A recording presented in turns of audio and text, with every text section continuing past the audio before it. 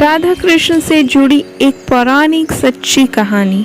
नमस्कार दोस्तों, आज हम सुनेंगे राधा और कृष्ण से जुड़ी एक सच्ची असली कहानी। दोस्तों, मथुरा में एक संत रहते थे।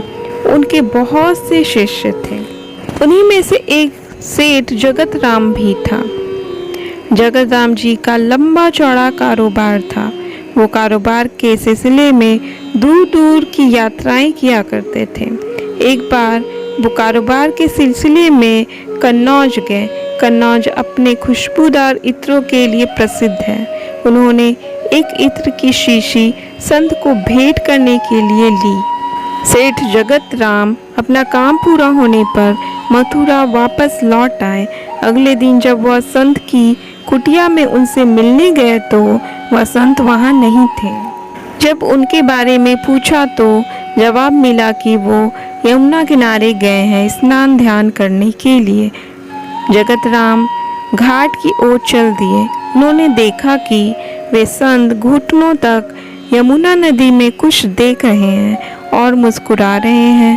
तेज चाल से संत के नज़दीक जगत राम गए और प्रणाम किया और बोले, मैं कन्नौज से इत्र की शीशी लाया हूँ।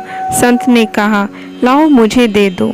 सेठ जगत राम से इत्र की शीशी लेकर संत ने सारा इत्र यमुना में डाल दिया और मुस्कुराने लगे। जगत राम यह दृश्य देखकर उदास हो गए और वो चले गए और सोचने लगे कि संत ने तो एक बार भी इत्र इस्तेमाल नहीं किया, यहाँ तक कि सूंघा भी नहीं, और पूरा इत्र यमुना में डाल दिया। वे कुछ नहीं बोले और उदास हो गए।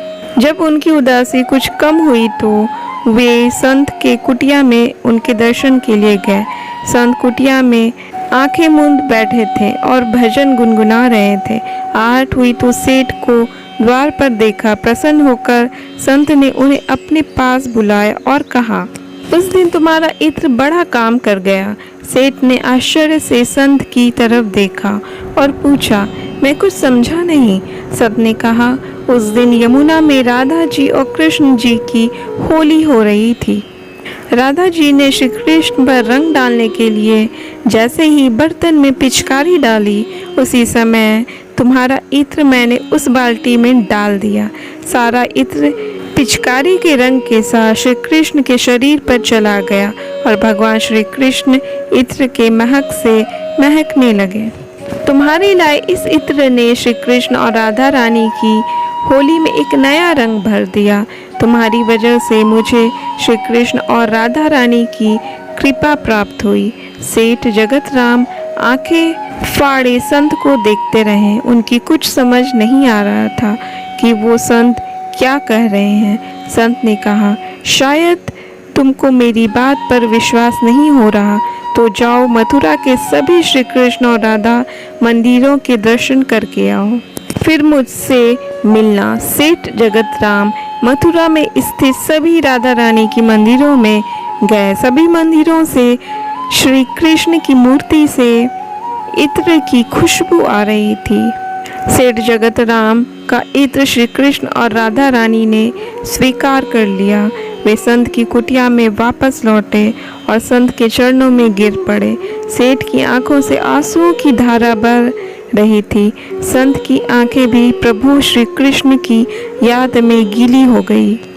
इसलिए दोस्तों, हमेशा ध्यान रखना चाहिए कि संत महात्मा भले ही हमारे जैसे दिखते हों, लेकिन वो ईश्वर भक्ति में मन लगाए रहते हैं। तो ये थी आज की कहानी। ये कहानी कैसी लगी कमेंट में ज़रूर बताइए और पसंद आए तो लाइक और सब्सक्राइब ज़रूर कीजिए और कमेंट में राधे राधे ज़रूर लिखिए। धन्यवाद दोस्तों। राधे राधे।